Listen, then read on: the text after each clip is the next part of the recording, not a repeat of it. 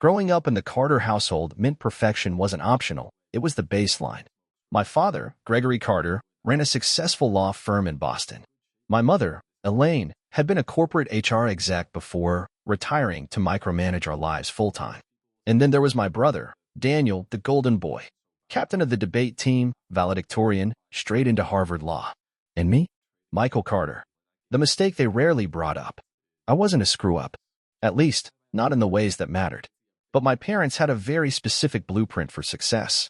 If you didn't follow it, you weren't just different, you were defective. I got into MIT on scholarship, majored in computer science, and started a software company straight out of college. But because I didn't do it their way, and didn't stay in touch much after moving to San Francisco, they told the family I had dropped out and disappeared, that I couldn't handle the pressure. I didn't even know how deep the lie went until I got the invitation to Daniel's engagement dinner. It came in a white envelope, no return address. The handwriting was stiff, like my mother's. Inside was a formal card with gold embossing. Dinner to celebrate the engagement of Daniel Carter and Madison Lee. Formal attire. Black tie. 6 p.m. sharp. There was no note. No, hope to see you. Just that. I almost threw it out. After 3 years of silence from my family, I had no desire to be paraded around like some estranged cousin they barely knew. But something about the name Madison Lee scratched at my memory. I couldn't place it. And deep down, I knew curiosity would eat me alive if I didn't go. So I flew back to Boston. Alone. The venue was a private dining room in a historic Beacon Hill townhouse, exactly the kind of place my parents loved. Polished mahogany, dim chandeliers, waiters who called everyone sir or madam. When I walked in, heads turned. Not in recognition, more like confusion. Even the extended family, most of whom hadn't seen me since I was in college, just stared like I was a ghost who'd shown up uninvited. My mother approached first. She gave me the kind of hug that didn't touch. "Michael," she said, smiling tightly. "You made it. How unexpected." "Hi, Mom," I said. "Thanks for the invite." "Oh, of course. Family first." She led me to the table like I was being processed into a prison intake. My father looked up from his seat at the head and blinked, startled. Then he nodded like he was trying to hide his shock. Daniel stood near the fireplace, laughing with guests. He glanced at me and paused. Then he smiled. "For real. Mike," he said, crossing the room. "Holy crap, man. You actually came." I stood up. "Hey, Dan." He hugged me, no hesitation. Whatever else was going on, he seemed genuinely happy.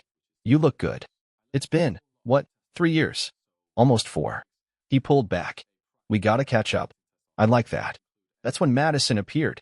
She was striking tall, dark curls pinned up, silver dress hugging her like it was tailored.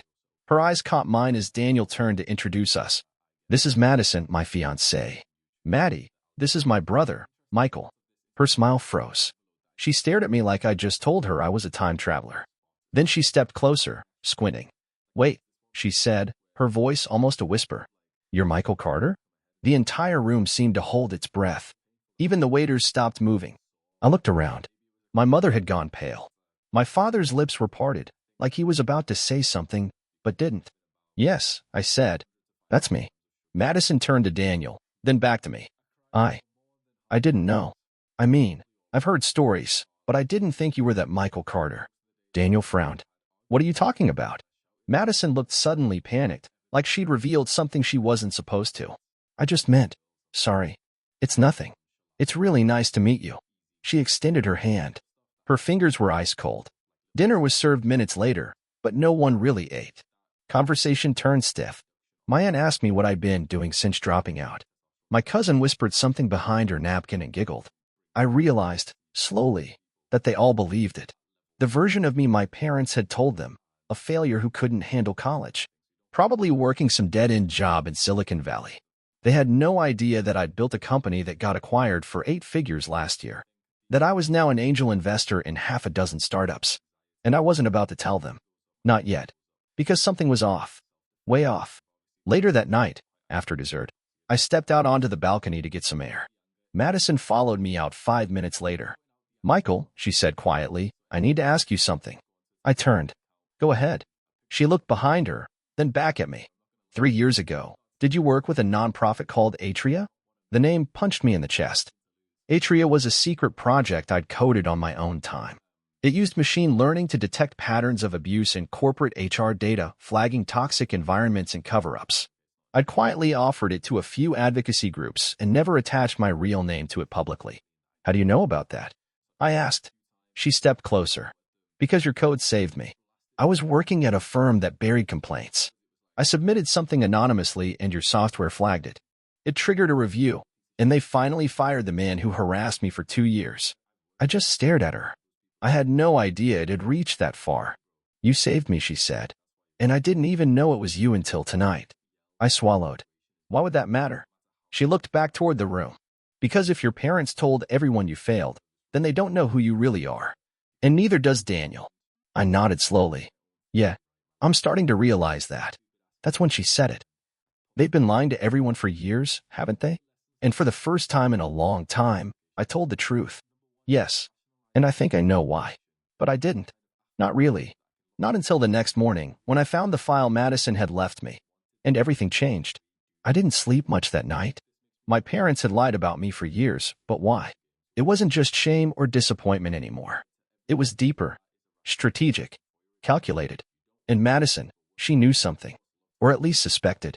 She left the file with the concierge of the boutique hotel I was staying at. No message, just a manila folder with my name on the front in her handwriting. Inside were 2 documents. The first was a printout of a LinkedIn profile, my own, but not one I had created. Someone had made a fake version of me. It showed a made-up resume, dropped out of MIT after sophomore year. Barista, Uber driver, volunteer.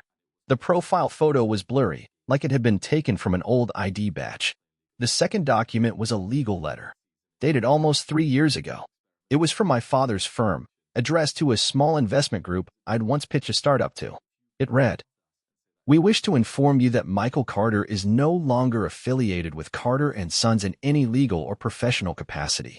Furthermore, any business representation or claims made by Mr. Carter in relation to our firm or affiliates are unauthorized. Please consider this letter an official request to cease and desist any public or private associations." The kicker? I'd never claimed to be affiliated with my father's firm. I never used his name to get ahead. And yet, he'd actively tried to sabotage me. I called Madison. She answered on the first ring. "I'm sorry," she said before I could speak. "I didn't know how else to show you without putting myself at risk." That letter. I found it in a folder in Daniel's office. Your dad must have asked him to file it. Daniel doesn't even know I saw it. Why would he do that? I asked. I never used the firm. I wanted nothing from him.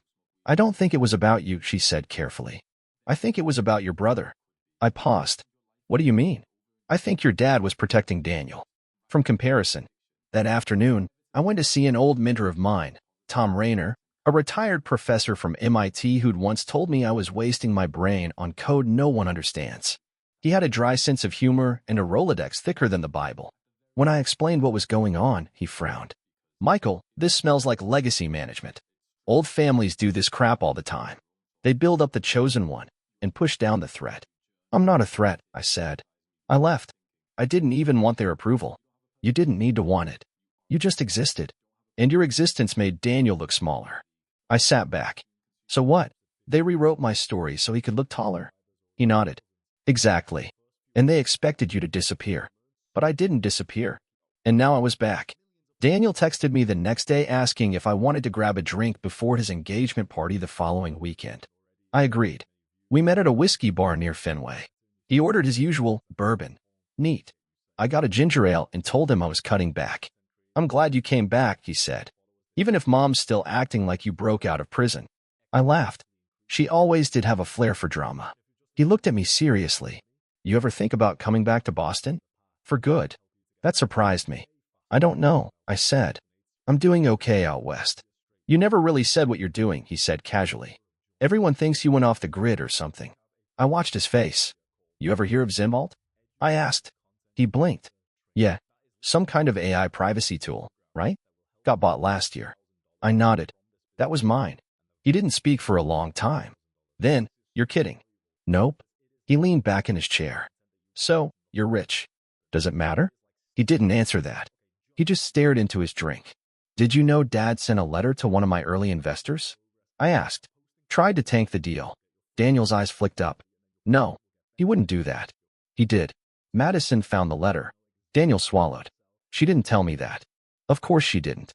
Because she's not like him. He rubbed his temples. Look, Mike, I didn't ask for any of this. I didn't even know half of what Mom and Dad told people. I swear. I believed him. But that didn't make it easier. Did you know they made a fake LinkedIn for me? I asked. Told everyone I was driving Uber? He shook his head. Why would they do that? Because they needed me to look small.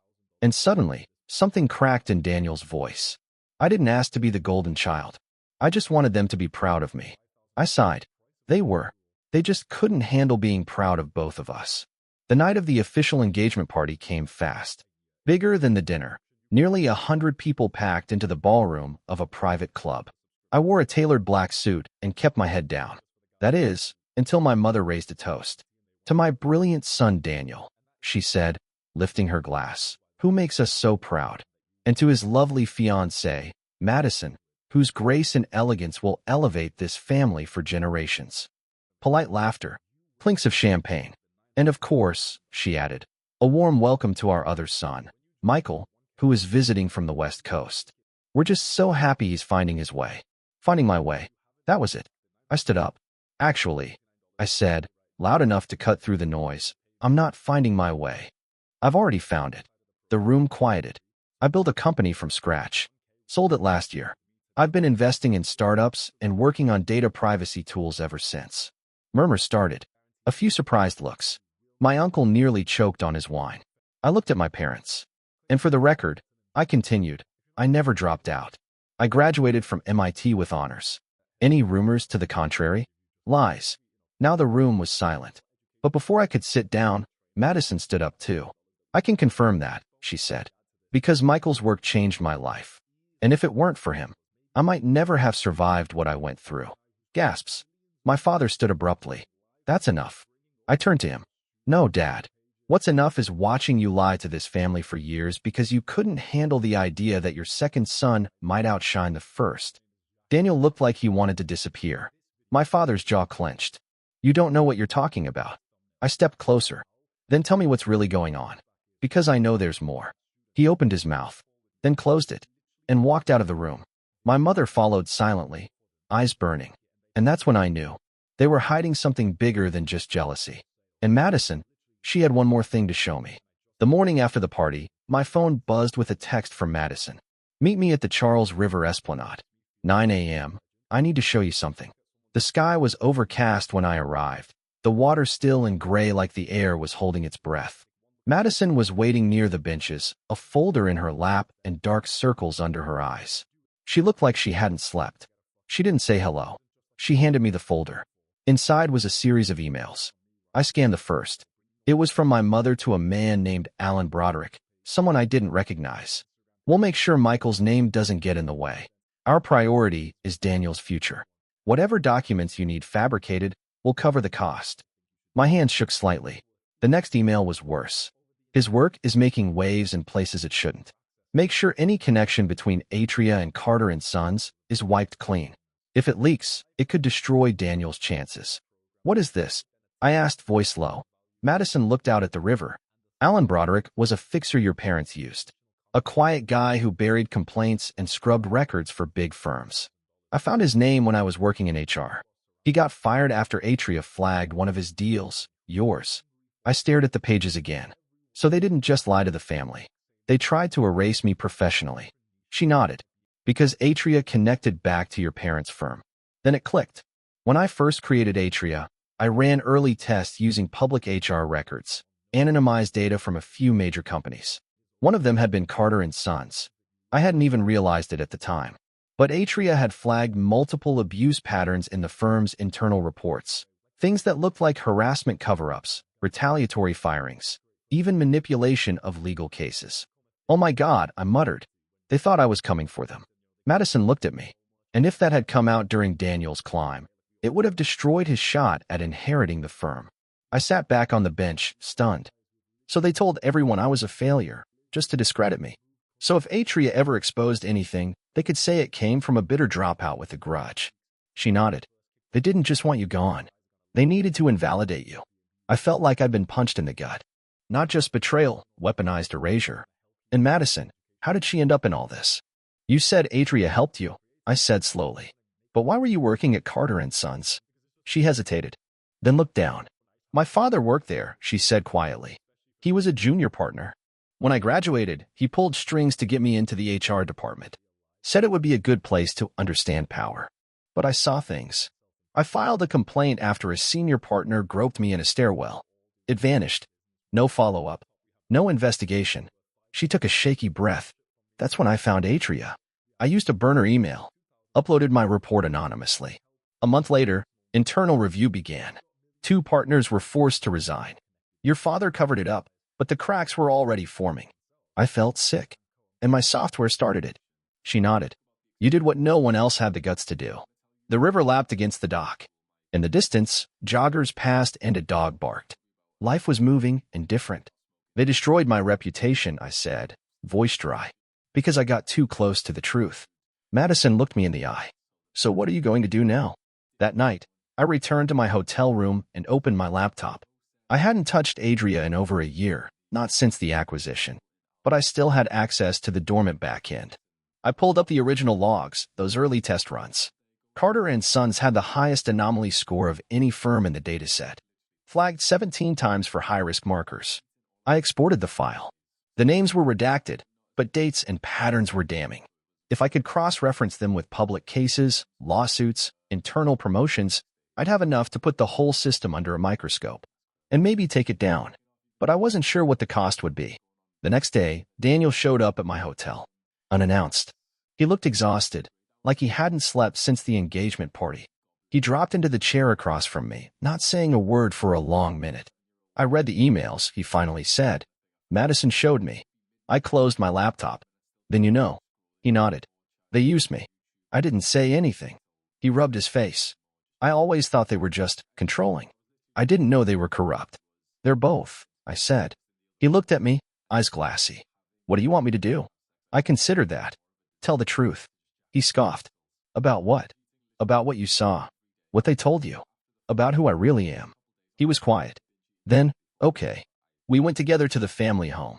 Our parents were in the den when we arrived, my father in his leather recliner, my mother sipping from a crystal glass. She looked up and frowned. What are you two doing here? Daniel stepped forward. We need to talk. My father lowered the volume on the TV. About. You lied to me, Daniel said. About Michael. About everything. My mother stiffened. We did what we had to do. You sabotaged him, he said. You destroyed his name. For what? So I could have a clearer path to partner. My father stood. That path was always yours. We gave you every advantage. You ruined my brother to do it. My mother stood too. He's dangerous. He created a weapon. I stepped in. A weapon? You mean the tool that exposed the predators in your firm? Her lips twisted. You didn't understand what you were doing. No. You didn't understand what I was trying to do. Protect people. Give them a voice. My father clenched his fists. And you think you're a hero? You think this little software stunt makes you better than us? I stepped closer. No. But it makes me honest. And that, apparently, was the final straw. We want you out of this family, my mother said coldly. You were never meant to carry our name. But Daniel looked at them both and said the one thing I never expected. Then maybe I'm not meant to either. He moved out of their house that night. And a week later, he resigned from Carter and Sons. The fallout was immediate. Rumors spread. Madison, to her credit, stood by his side as they issued a public statement cutting ties with the firm. A formal investigation followed, and the cracks became fractures. But I didn't release the Atria report. Not yet, because I had one last meeting to attend. With the woman who once tried to erase me. My mother. She asked to meet privately. At a garden cafe she used to take us to when we were kids. When I arrived, she was already sitting, hands folded. I suppose you've won, she said without looking at me. I didn't come here to win, I said. I came here for answers. She looked up. Her face was tired now. No more polish. I was afraid, she admitted. You were too much like me. Too smart. Too stubborn. I knew if you rose too high, you'd start asking questions. And I couldn't risk it. You could have told the truth. She shook her head. Your father built that firm for Daniel. You were always different. Wild. Uncontrollable. So you tried to break me. I said. No, she whispered. I tried to protect what we built. And for the first time, I realized she didn't even see me as part of it. I stood up. I don't need your approval, I said. I never did. And I walked away. But the story isn't over. Because a week later, I got an email. No sender. No subject. Just 2 words in the body. They're watching. And a single file attached. One that Madison had never shown me. A file with a name I hadn't seen in years. My real name. Michael Gregory Carter. And the secret it contained could blow everything wide open. The file attached to that anonymous email was encrypted. But not to me. It used an old key, a personal cryptographic signature I'd written back in college. No one outside of my tiny developer circle even knew it existed. I decrypted the file in seconds. Inside was a single document. A scanned legal contract. At first, it didn't make sense. The document was nearly 10 years old and stamped with the Carter and Sons letterhead. It outlined something called the Gregory Legacy Trust. The beneficiaries? Daniel Carter and Michael Gregory Carter. My full legal name. But here's what stopped me cold. There was a third name. Michael Carter, LLC. I searched the document for context. My name was tied to a dormant holding company created through a blind trust. It had been quietly earning dividends from a pool of ethical tech investments managed on behalf of the firm's clients. The trust had been seeded with nearly $4 million on the day I graduated from MIT. In other words, my father had set up a financial vehicle for me. Secretly. But why? Why bury it? Why pretend I was nothing? Why go through so much effort to publicly erase me, while privately giving me a piece of their empire? Unless he was never supposed to. I went back to the source. Madison. She met me in a small bookstore downtown, away from the chaos. I showed her the document. She read it once, then again, and I watched the color drain from her face. I've seen this before, she said. Not the trust, but this format. These signatures. This was part of the succession plan. For you. I shook my head. They gave everything to Daniel. No, she said quietly. They changed everything. After you graduated. After Atria flagged their firm. This trust, it wasn't created as a peace offering. It was hush money. And just like that, it clicked. My father had been proud. Proud enough to build a legacy structure in my name. He saw the value in my work, in my mind. But when Atria turned its eye toward Carter and Sons, and I became a threat, he panicked. He tried to buy my silence. But I never even knew the trust existed. Instead of telling me, he faked a narrative. I was unstable. A dropout. A disappointment.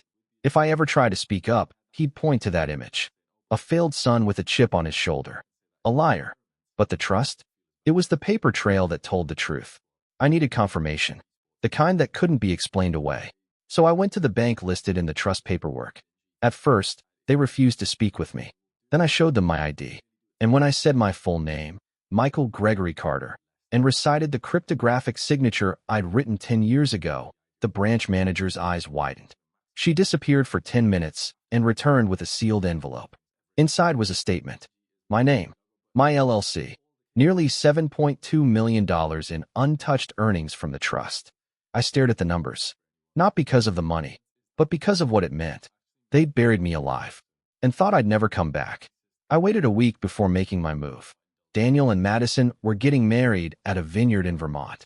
I hadn't planned to attend, but then Daniel called me the day before. I need you there, he said. It doesn't feel right without you. So I went. The ceremony was beautiful. Madison looked radiant, and Daniel, lighter, somehow. Like cutting ties with our parents had freed him. They kept it small. No extended family. Just friends, a few coworkers, and somehow me. After the cake was cut, Daniel pulled me aside. I found something else, he said. In Dad's study. After he left the firm, I went back to clear out the office. Found a flash drive hidden in a hollowed-out book. He handed it to me. What is it? I asked. I didn't open it. I figured it should be you. That night, in my hotel room, I plugged it in. There were 2 files. One was a voice recording. My father. If you're listening to this, Michael, then I failed to keep you out. I told myself I was protecting the family, the firm, but the truth is, I was protecting myself. You were everything I couldn't be. And I hated you for it. I knew Atria would destroy what I built. And I couldn't let that happen. So I erased you. Or tried to. I told your mother we had to make sure no one listened to you. That you'd disappear. But you didn't. If you're smart, and I know you are, you'll figure out what the trust really means. And then you'll have a choice. Burn it all down, or build something better. The second file was a video. Surveillance footage. It showed my father, years ago, in a boardroom with 3 other partners. He was yelling. They were discussing my name, my work. Atria. One of them slammed a folder on the table. The others looked nervous. Then, mid-argument, my father said something that made my blood freeze. He's not just a risk to the firm, he's a risk to everything. If he finds out about the settlement, we're done. Settlement? The partners looked around, panicked. One of them stood and said, "We'll take care of it." The footage ended. I rewound. Listened again. Settlement. There was a bigger secret, one they paid to bury, and my software had nearly dug it up. In the months that followed, I hired a forensic legal team. Quietly, discreetly, using the LLC tied to the trust. They traced the settlement, an undisclosed payment to silence multiple victims of a harassment ring inside Carter and Sons. The same one Madison had narrowly escaped. My parents had known. They protected predators, paid off victims, scrubbed the records. And I had the proof. I leaked it anonymously to a journalist I trusted, a woman I'd helped once through Atria. She published a feature in The Atlantic under the headline, "How a Family Empire Buried Its Victims Until One Son Dug Them Up." Names were named, emails exposed, the trust, the surveillance footage, even the fabricated LinkedIn profile. The firm collapsed in under 3 weeks. My father disappeared from public view. My mother's name was scrubbed from every charity board she sat on. Even distant cousins stopped returning their calls. And me? I went back to San Francisco, quietly, without a victory lap, because I wasn't in this for revenge. I was in this to survive the story they wrote for me. 6 months later, Daniel and Madison flew out to visit me. We had dinner on my rooftop. They brought champagne, and I brought news. "I'm starting a foundation," I told them. "Atria's back. But this time, it won't be anonymous." They both smiled. "And the trust?" Daniel asked. "I'm using it to fund legal aid for victims who can't afford to fight." Madison leaned back. "You turned their weapon into a shield." I looked out at the skyline. "No," I said. "I just turned the volume up on the truth." A few weeks later, I got a letter. No return address. Inside was a single note, handwritten in shaky cursive. "You were always stronger than us, Mom." I burned it, not out of spite, but because I no longer needed her apology. They told everyone I failed. But in the end, failure was the one thing they could never make stick.